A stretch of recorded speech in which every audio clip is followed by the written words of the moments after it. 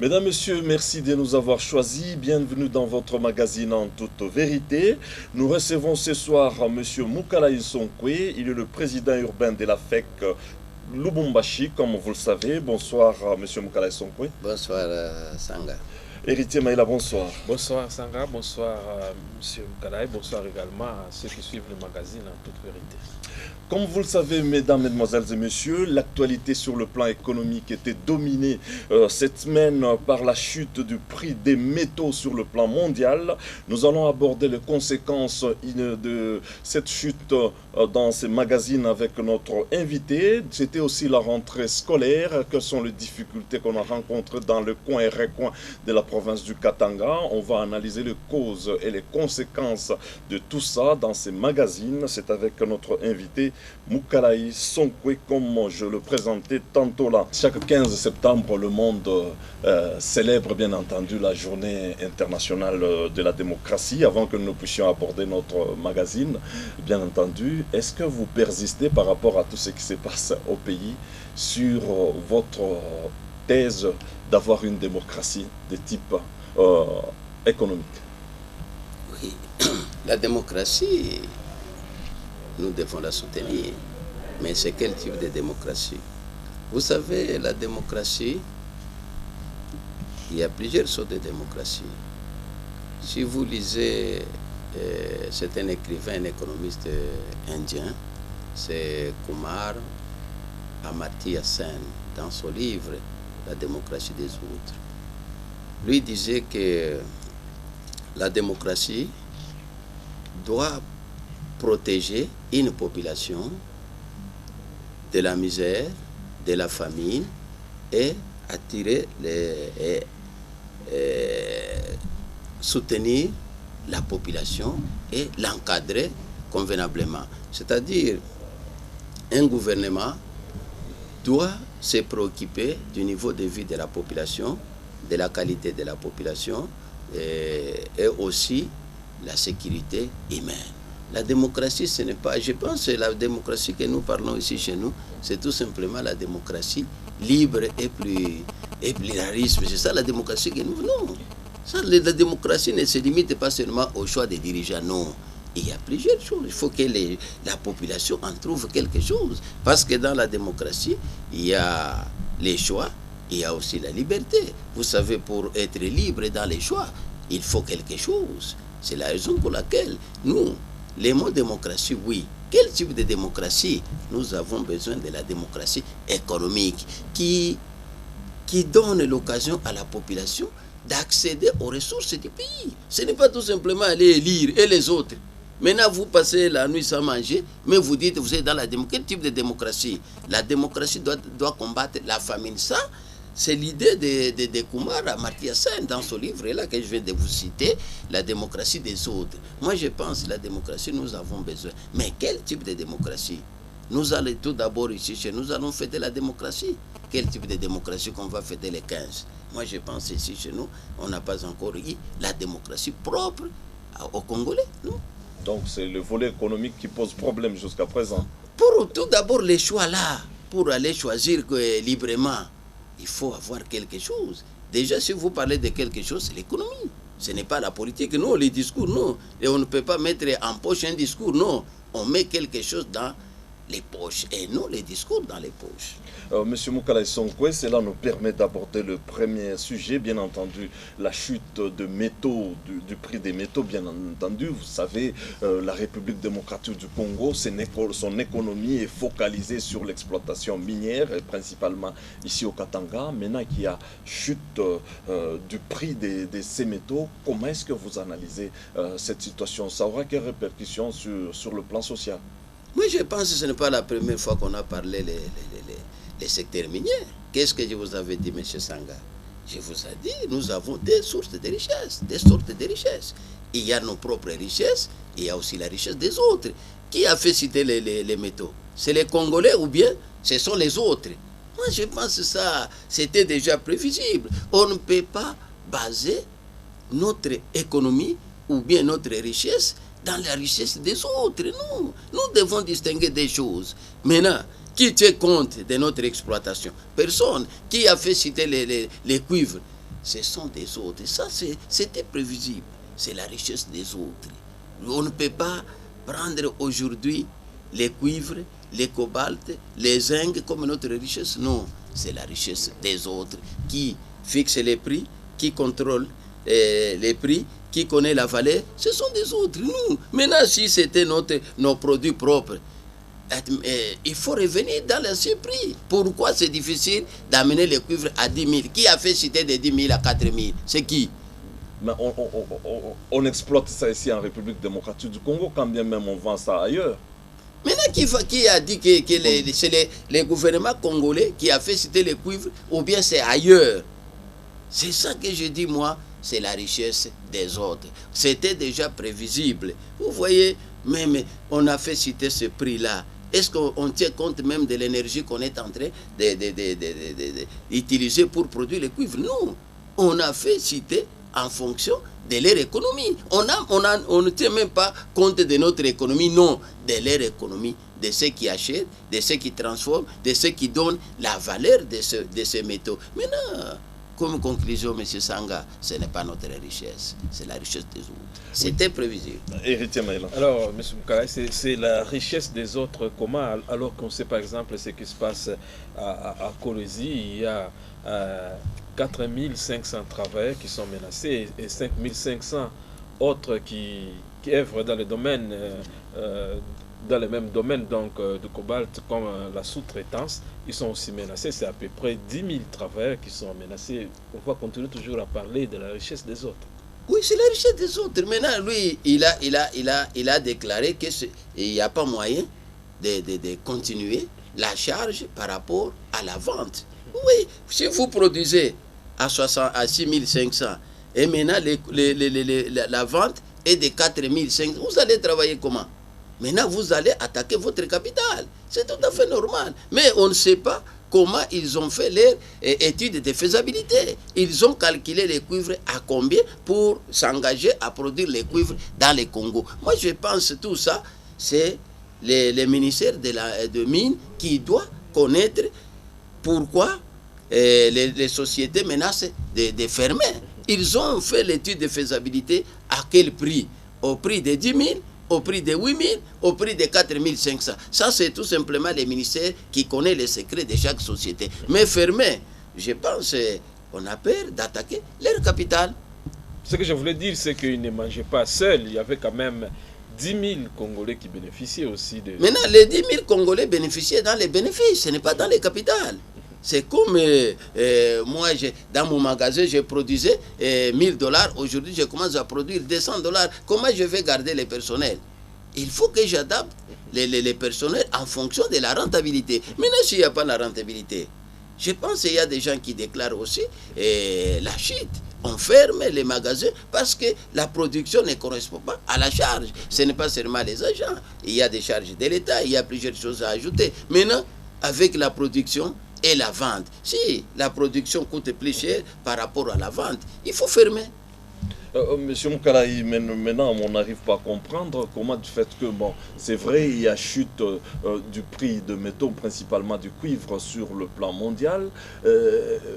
La première solution pour les investisseurs, c'est de fermer, de mettre leurs employés sur la rue. Or, à l'époque, on voyait la générale de Kairé et des mines, la GECAMINE, le prix du cuivre n'était pas à ces niveaux, c'était $1000 la tonne pratiquement, mais la GECAMINE employait une grande masse. Vous ne voyez pas que donc c'est que le gouvernement ne tient plus compte de certains paramètres en octroyant des titres d'exploitation à certains investisseurs. Moi, c'est ça la raison. Je vous dis que ça, c'est le secret du ministère des Mines.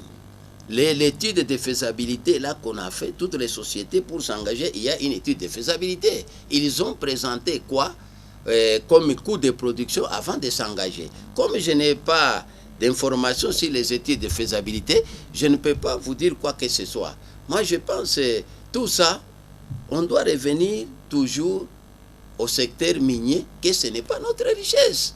Il y a plusieurs choses qu'on doit épingler dans les prix des cuivres. C'est le monde qui fixe, c'est le monde qui les transforme, c'est à travers le monde qu'on fait tout. Maintenant, si nous prenons ça comme notre base qui va encadrer toute la population. Moi, je pense qu'on ne peut pas arriver à développer ce pays. Si nous calquons à développer notre pays à partir du secteur minier, ça ne peut pas faire des années, des siècles et des siècles, on n'arrivera pas à développer notre pays. Du fait que le secteur minier est touché, même le budget est menacé. Même au niveau, parce que ici chez nous, on a mis les budgets, je crois, dans 3 secteurs. Il y a le secteur minier, il y a le secteur pétrolier, il y a aussi la douane. Si le secteur minier est touché, tous les 3 sont touchés, même au niveau de la douane. Maintenant, si on avait encadré la population, que chacun des Congolais donne $500 par an, est-ce qu'on allait penser au secteur minier? Qui va connaître que le secteur minier contribue au budget? Non.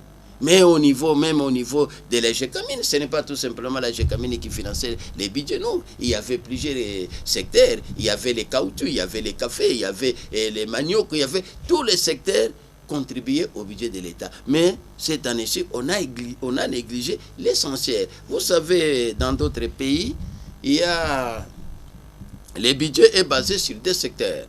Il y a la population et la contribution foncière. C'est tout. Parce que les autres, ce sont des secteurs stables.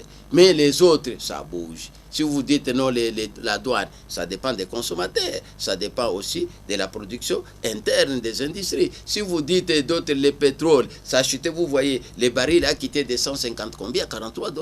Maintenant, si vous avez suivi les ministres de l'économie, mais son Excellence, M. Bahati, qu'est-ce qu'il a dit? On a quitté de 35 millions de dollars par mois à moins de 10 millions de dollars par mois. Maintenant, si nous prenons même 8 millions, on a perdu combien? Si vous multipliez par 12, le budget est déjà touché. Moi, je pense que tout ça, ça va nous donner comme une leçon. Donc, on ne peut pas calquer quelques secteurs pour financer les budgets. Donc, concrètement, les Congolais ne doivent pas compter sur leurs ressources naturelles. Nous devons compter d'une manière à encadrer les marchés qui se trouvent autour des miniers. Les miniers, au moment qu'on a commencé, c'était au moins 4 milliards. Les marchés qui se trouvaient autour des miniers. Nous avons récupéré quoi? On a cédé ça aux étrangers. Il y a des transports, il y a des marchés autour des miniers qu'on devrait encadrer. Si au Katanga, sur 4 milliards de dollars par mois, on récupérait même 3 milliards, est-ce qu'on allait connaître la calamité ici? Non.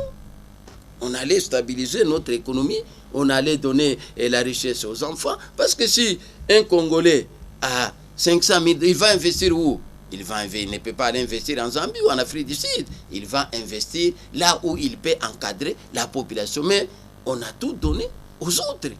Oui, alors, la question que je suis tenté de vous poser, c'est qu'est-ce qu'on doit faire finalement pour que cette richesse puisse appartenir réellement aux Congolais? Cette richesse, c'est tout simplement quelque chose qu'on va tirer à partir des marchés. Parce que ce n'est pas aujourd'hui que nous allons transformer les cuivres localement.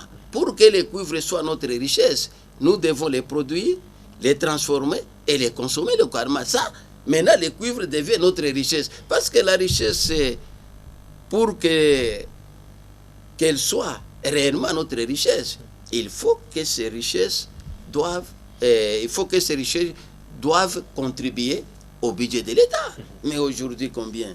Toutes les sociétés que vous voyez, ce sont des sociétés privées, au détriment de la GECAMINE qui versait dans l'État au trésor public. Mais les autres, attendez la fin de l'année pour faire les bilans. S'il a déclaré un bilan déficitaire, l'État ne gagnera pas.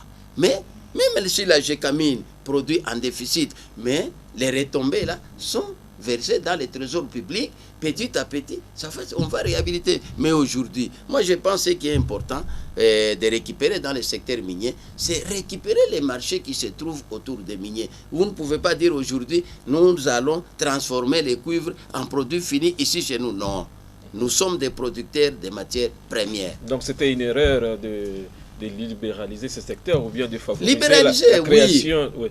Libéraliser, oui. Mais les marchés autour, qui dit la loi? C'est la raison pour laquelle nous avons besoin d'une démocratie économique, mais soutenue par une constitution économique. Donc, quand vous dites le marché autour du secteur minier, vous voulez parler de la sous-traitance? Oui, la sous-traitance est tombée de qui? Moi, je suis le président de la FEC. J'ai eu combien? Voyez même les transports des matières premières, des cuivres, vos cuivres à vous, qui les transporte? Les cobaltes, qui les transporte? Combien de camions congolais? Pourtant, est-ce que l'État congolais est incapable d'emprunter les tracts pour donner aux opérateurs économiques qui transportent tout en remboursant les crédits qui octroyés? Non. Pourquoi on a laissé ça aux étrangers? Et pourtant, il n'y a pas longtemps qu'au niveau de l'Assemblée provinciale de l'ex-Katanga, on avait voté un édit sur la sous-traitance pour que ça soit octroyé aux Congolais principalement. Moi, ce n'est pas la première fois qu'on a parlé des assemblées provinciales. Vous savez, quel est l'apport de l'Assemblée provinciale vis-à-vis de la police? C'est la même cause. Cet édit a profité qui? Est-ce que la population a profité quelque chose s'il est dit là? Qu'est-ce que vous voyez? Parce que moi, je ne peux pas vous dire. C'est les résultats qui doivent vous informer. Qu'est-ce que nous avons dit? Si cet édit avait donné des résultats positifs, vous allez constater au niveau de la société, au niveau de la population et au panier ménager de la population. Qu'est-ce que vous sentez? Je vous avais dit. Comment on mange ici? Je vous dis. Donc concrètement, Héritier Maïla l'a dit tantôt, donc il faudra qu'on puisse envisager à revisiter ces contrats miniers. Donc c'était mal signé par exemple. Revisiter, c'est la même chose, mais comment encadrer les marchés autour des miniers? Parce que pour produire les cuivres, il y a quelque chose qui se passe. Il y a beaucoup de produits. Parce que vous savez, parfois les cuivres, c'est la terre. Les gouvernements congolais octroient les cuivres bruts aux investisseurs. Maintenant, comment transformer ces cuivres bruts en cuivre réel? Il y a des mécanismes, il y a des produits ajoutés. Mais qui sont les fournisseurs de ces produits-là? C'est ça qui a plongé l'économie en faillite. On devrait donner aux autochtones, aux Congolais, de fournir tout le nécessaire, ce qui est possible de fournir, même si ça n'existe, ça doit passer par un Congolais. Les marchés et aux mains des Congolais, c'est les Congolais qui doivent importer, qui doivent signer des contrats avec, pour tout d'abord, pour contrôler les mouvements des capitaux. Aujourd'hui, qui contrôle les mouvements des capitaux ici chez nous? Non. Il y a des mouvements qui se font de l'extérieur à l'extérieur. Il y a des mouvements qui se font. Vous êtes un transporteur habitant quelque part, l'argent vient de l'extérieur vers l'extérieur. Même la banque centrale n'est pas informée. Ça, il faut revoir. Si nous voulons récupérer et gagner dans le secteur minier, c'est tout simplement à partir des marchés. Parce que le marché est là pour produire les cuivres. Il y a quelque chose, il y a l'électricité, il y a les acides, il y a beaucoup de choses. Maintenant, qui sont les fournisseurs de ces produits? À qui la faute, M. Moukala? La faute est à la Constitution. C'est la raison pour laquelle nous déplorons cette Constitution. À la Constitution? Oui, à la Constitution. À la Constitution. Moi, je vous dis maintenant, les rapports là, oui, la contribution, cette Constitution ne protège pas la population dans le travail. Est-ce que, d'après vous, depuis 2006, il y a création d'emplois? On a créé où? La faute à la Constitution et aux politiques qui ont eu à dresser cette Constitution, j'imagine. Bon, oui, il y a aussi une faute. Peut-être, vous savez, c'est une Constitution qui a été confectionnée au moment où il y avait la guerre, les deux belligérants. Maintenant, au niveau de la paix, au niveau d'autres choses, oui, on a atteint. Mais au niveau économique, non, nous devons changer cette Constitution. Nous devons aller tout droit à la Constitution économique, comme l'Allemagne. Vous voyez maintenant, en France, il y a un débat pour aller à la Constitution économique. Donc vous persistez sur votre hypothèse. Il y a les résultats. Ce n'est pas moi, c'est la société. Il faut observer, il faut interroger la société. Qu'est-ce qui se passe dans la société? Qu'est-ce qui se passe? Est-ce qu'on est comparé 2006 et aujourd'hui 9 ans? Qu'est-ce qu'il y a? C'est la misère. La misère que nous traversons aujourd'hui. Et c'est la faute à la Constitution. D'après vous, ce n'est pas la faute aux dirigeants parce que c'est presque les mêmes qui dirigent depuis. Là, les dirigeants sont soumis à la Constitution. C'est la Constitution qui dirige. Les dirigeants suivent la Constitution. Ce n'est pas c'est la Constitution. Parce que tout le monde s'est dit, Eli, je suis le représentant de la population. Qui a dit qu'il faut qu'il y ait des élections? C'est la raison pour laquelle, si vous lisez Kumar Amartya Sen, il dit que la démocratie doit suivre la culture de chacun, la culture de chaque peuple. Ce n'est pas tout simplement aller aux élections, non. La démocratie doit tenir aussi compte des cultures des autres, de la culture des tribus, tout ce qui se passe dans ces pays. Vous ne pouvez pas aller imiter la constitution sans tenir compte de votre culture, de vos cultures dans votre pays, non. Le comble, c'est que votre proposition intervient en 2015. On est presque à la veille de la fin du mandat du président Kabila, ce qui étonne plus d'une personne. En 2015. Oui. Mais s'il y a calamité, on doit attendre le 2015. Nous devons changer aujourd'hui. On a observé cette constitution, ça fait 9 ans. Et tout d'abord, comportez-vous comme un citoyen de Lubumbashi. Qu'est-ce que vous sentez avec cette constitution? Vous sentez que vous êtes protégé? Hein? La protection alimentaire, est-ce que vous êtes protégé?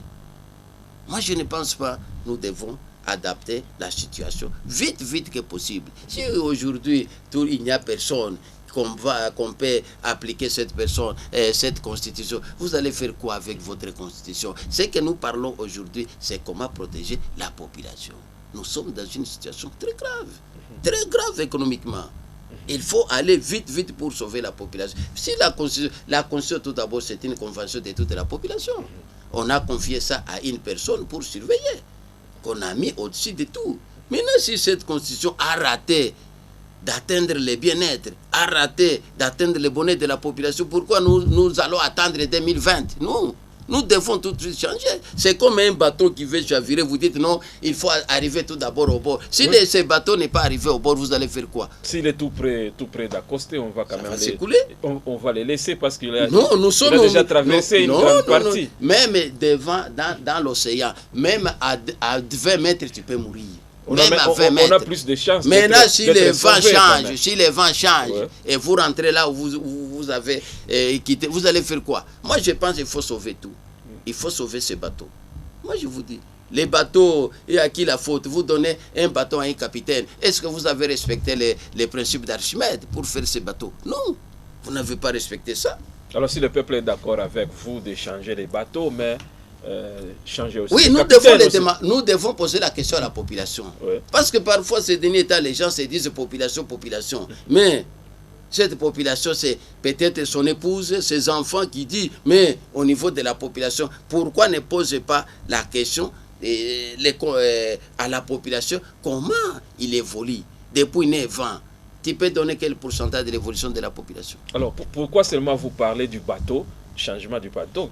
Vous faites allusion à la Constitution, mais vous ne voulez pas qu'on change les capitaines. Moi, je pense même, vous constatez, si on a construit un avion, s'il y a quelque chose qui ne va pas, l'avion rentre au constructeur, mais les pilotes restent toujours.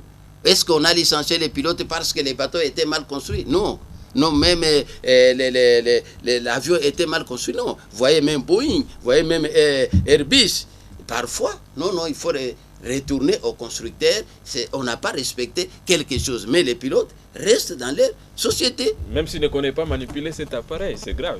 Non, vous l'avez un peu, il connaît, il a piloté. Ce qu'il a constaté que l'avion est mal construit et on n'a pas respecté d'autres choses.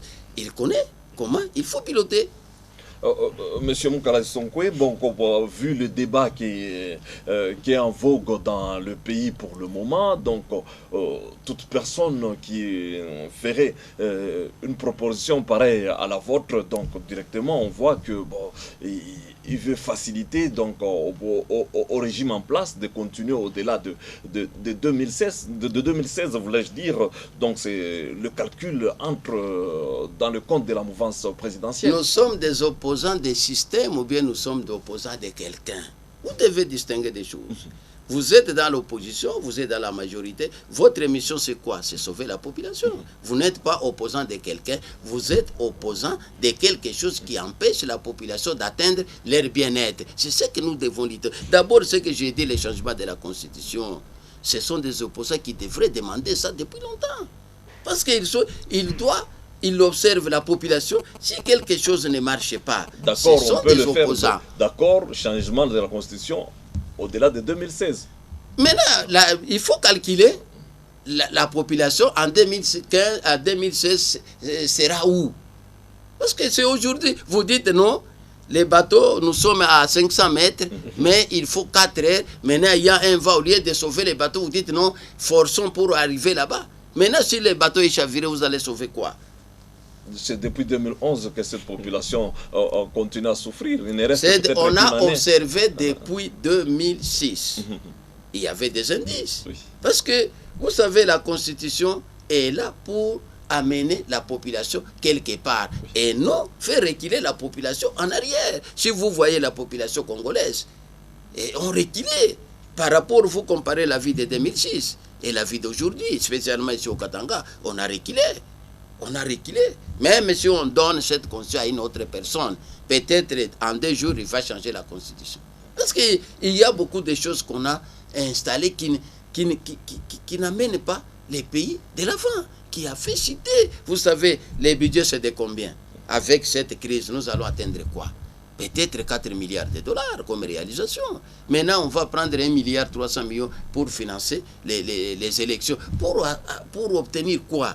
Parce qu'on ne peut pas investir dans quelque chose qui ne produit pas. Vous avez un champ, vous cultivez les arachides. Il n'y a pas de production. Deuxième année, vous allez continuer toujours à semer. Vous devez changer, monsieur Samba. Monsieur Moukala Sonkwe, puisque vous parlez bien entendu du budget, il y a rentrée parlementaire en République démocratique du Congo. C'est une session essentiellement budgétaire, mais l'actualité, il y a aussi les élections en vogue. Vous pensez dans quel secteur les parlementaires doivent mettre beaucoup plus de moyens pour redynamiser la situation au Congo? Moi, je ne sais pas. Je me pose aussi cette question. Comme on visait les secteurs miniers, on visait les secteurs pétroliers, on visait la douane. Je ne sais pas. Moi, je ne sais pas cette année si on va orienter notre budget. Parce que même notre richesse n'est pas soutenue. On a soutenu ça où? La première richesse du pays, si vous prenez Adam Smith, lui disait, la richesse de la nation correspond à la richesse de sa population. Est-ce que notre population a eu quelque chose? D'après vous? Vous êtes partie de la population. Est-ce que notre population est capable de financer les budgets? Non. Moi, je pense, moi aussi, je me pose la question, à la longue, ça va se savoir. Oui, évitez-moi. Alors, M. Mkara, si la population est incapable de financer les budgets, la faute, c'est la faute au gouvernement ou aux dirigeants? C'est la faute à la Constitution qui a prévu beaucoup de choses. Parce qu'on a fait aussi des dépenses qui devraient organiser la population au niveau de l'intérieur. Parce que vous savez, le développement, ce n'est pas de haut en bas. Non, le développement, c'est de bas en haut. On ne peut pas organiser l'économie à partir de la ville de Lubumbashi. Non, on organise l'économie à partir de l'intérieur vers Lubumbashi. Parce qu'ici, nous avons des zones monétaires. Les 1000 francs de l'intérieur n'est pas la même valeur de 1000 francs de Lubumbashi. Maintenant, si vous cultivez à Lubumbashi, vous voulez aller vendre à l'intérieur, qui va acheter ça? Mais si celui de l'intérieur a cultivé, parce que les 1000 francs à l'intérieur a une valeur. À l'intérieur, tu peux faire un hectare avec 100 000 francs. Mais est-ce qu'ici, chez nous, on peut faire un hectare à 1000 francs, 100 000 francs pour un hectare ici à Lubumbashi? Non. C'est ça même qui a plongé la population dans la misère. Au lieu d'encadrer, il y a de l'argent qu'on a dépensé qui devrait encadrer la population à partir de l'intérieur pour atteindre la production. Vous allez faire un budget sans production? Non. On a pensé que le secteur minier va nous aider à financer les budgets. C'est le fiasco. C'est ça même la faute au gouvernement. Parce que ce n'est pas la faute du gouvernement qui a prévu les élections. Le gouvernement a fait quoi? Il y a décentralisation. Il y a, je ne sais pas, entités décentralisées. Est-ce qu'elles reçoivent quelque chose? Allez voir. Si vous comparez les budgets, on devrait envoyer plus de l'argent à l'intérieur par rapport aux institutions installées. Si vous voyez les dépenses les dépenses faites par les institutions installées par rapport à la population pour produire, il y a des équilibres. Vous voyez, tout ça, c'est la Constitution. Non, je ne suis pas d'accord avec vous parce que jusque-là, le gouvernement est aussi incapable de vous financer, même vous, les opérateurs économiques. Le gouvernement va obtenir l'argent où si la population ne contribue pas. L'argent, le gouvernement, c'est un, on appelle ça, lui, il perçoit la contribution de la population. Le gouvernement n'a pas de magasin. C'est tout simplement, prenons ici à Lubumbashi, combien de contribuables? Ici à Lubumbashi, il y a combien de contribuables? Est-ce que la mairie fonctionne avec 100 millions de dollars par an? La mairie